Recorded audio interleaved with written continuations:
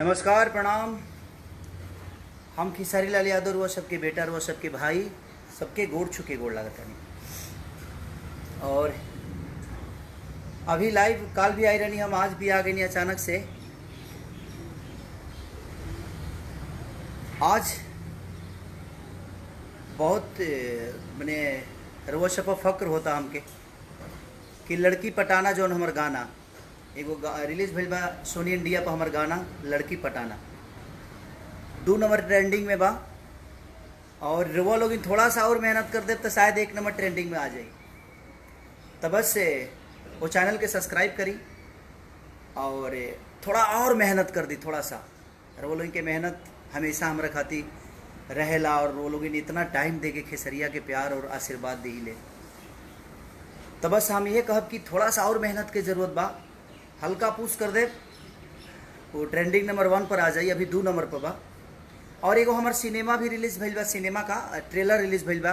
कल टीजर भी रहे, आज ट्रेलर रिलीज़ भइल बा यसी फिल्म से, जवना के प्रोड्यूसर हमार बड़े भाई अभय भैया बानी, डायरेक्टर प्रिमांशु जी, काजल जी, सुभी जी और निशांत उज्जवल से लेके मैंने सारा पूरा टीम में सब लोग बा। बड़ा प्यार, बहुत अच्छा एगो देश के ऊपर सिनेमा के लिए बनी कि अरब में जाके हमने के का दशा होला, चाहे आउट ऑफ इंडिया आदमी जाला तो अपना मिट्टी के कितना याद करेला और हमने के मिट्टी बाजी अपने सम्मान खातिर हमेशा लड़ेला।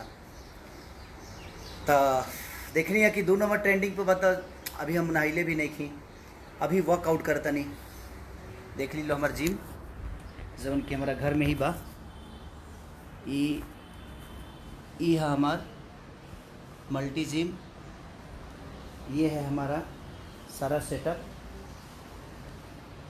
जवन कि अपना घर में ही बनाओनी। लॉकडाउन में का करी भाई, बड़ा कहीं जा भी ना पाए आदमी और कोरोना की वजह से। ऐसे जरूर उनकी बहुत बड़ा जिम्मेदारी बा, खुद के बड़ा बचावे के पड़ेला और बड़ी जिम्मेदारी के साथ आदमी काम करेला कि रोल उनके तकलीफ़ ना होके। सबके जे भी भारद्वाज गौरव पंडित जी गोड़ लागत गोड़ छुके बाबा प्रणाम बाबा, सबके दिल से प्रणाम बा। राकेश कुमार सिंह दिल से प्रणाम भैया, राकेश भैया, मनीष कुमार, सबके पिंटू कुमार, मनीष पंडित गोड़ लागतनी बाबा प्रणाम बाबा। सिंह यादव, लभी भाई, जितने भी हमारे फ़ैन हैं जो मुझे मोहब्बत और अपने आप से भी ज़्यादा जो प्यार करते हैं उनको दिल से प्रणाम कि आप लोग कितनी वर्क करते हैं खेसारी के पीछे। जितने भी मेरे फ़ैन क्लब हैं सबको दिल से प्रणाम कि आप लोग इतनी मेहनत करके और आपने 2 नंबर ट्रेंडिंग पे ला दिया। बस कोशिश और करिए कि ये 1 नंबर पे मैंने 4 बजे तक से पहले 1 नंबर पे आ जाए। आप लोग कोशिश करेंगे तो 1 घंटे में आ जाएगा, बस कोशिश करिए आप सब। अभिमन्यु प्रताप सिंह, लभी भैया दिल से प्रणाम, अभिमन्यु भैया प्रणाम सबके। दीपक यादव, सिंगर अखिलेश अर्पण दिल से प्रणाम भाई। सरस्वती पुत्र हैं आप, ईश्वर और माँ सरस्वती आपके कंठ पे वास करे, बस दुआ है हमारी। बस यही कहने के लिए आया था। और जो मेरा सैया अरब गिलेना अभी ट्रेलर रिलीज़ हुआ है उसको भी कोशिश करिए जी आप लोग 1 नंबर पे लाइए, उसको भी ट्रेंडिंग में लाना है आप सबको, क्योंकि वो बहुत ज़रूरी है, क्योंकि वो हमारी भाषा की चीज़ है और अपनी भाषा को प्रमोट करना चाहिए हमें। हम नहीं करेंगे तो कौन करेगा, क्योंकि हमारा दायित्व तो बनता है अपने भाषा के हर उस चीज़ को सुने, हर उस आर्टिस्ट को प्यार। विकास यादव जी दिल से प्रणाम, विकास भाई, मुन्ना वर्मा, आबिद हुसैन, सलाम अलैकुम भाईजान, एमडी मुदासिर दिल से सलाम अलैकुम भाईजान, दिल से। और मैं बस से अजय कश्यप जी गोड़ लगतन बाबा प्रणाम बाबा। तो हम यह कहब कि रितेश बाबू दिल से प्रणाम, विपिन राय अहिर दिल से प्रणाम, थैंक यू लव यू भाई, आपको भी कंग्रेचुलेसन यार। थोड़ा सा अंग्रेजी हमारे थोड़ा सा हवे न टेढ़ा फेढ़ा हवे तो ओकरा खातिर माइंड मत करिए लो। ऐसे का करबा, पढ़ले रहती तो यहाँ तक ले चढ़ले ना रहती ना कोनो बात ना, वो गरीबी रहे आदमी ना पढ़ पावल, वो सक्षम ना रहनी। और पापा के जानते बड़ा लो कि सब कुछ तो तू लो जानते बड़ा भाई। तो बस थोड़ा सा पूछ के लगे ज़रूरत बाकी ताकि 1 नंबर पे आ जाए। और सबके प्रणाम। अत्येंद्र सिंह, थैंक यू अत्येंद्र भैया, दिल से प्रणाम भैया, प्रणाम भैया। तो सबके प्रणाम और दिल से प्रणाम। अरुणाज्य वर्मा दिल से प्रणाम, अजय भाई, राजेंद्र सिंह सागर दिल से प्रणाम, सबके प्रणाम, दिल से पैर छू के प्रणाम करता नहीं।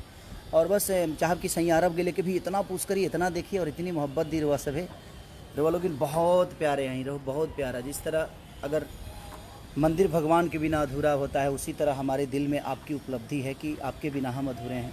तो कोशिश करेला आदमी भाई जे कुछ अच्छा करे तो अच्छा कैले बाद भी सोनी म्यूजिक इंडिया पर, जो कि विनय विनायक जी म्यूजिक दिए हैं, जो कि बहुत बड़ा एक हमारे बड़े भाई हम लोग के आदर्श पवन भैया का एक गाना लॉलीपॉप उन्होंने बनाया था और बड़ा बहुत अच्छा बजा था।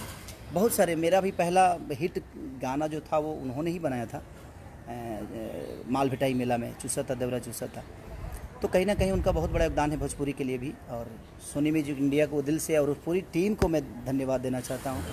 अपने वीडियो डायरेक्टर देवेश जी को भी और पूरी टीम को भी, सबको मैं धन्यवाद देना चाहता हूँ, दिल से प्रणाम सबको।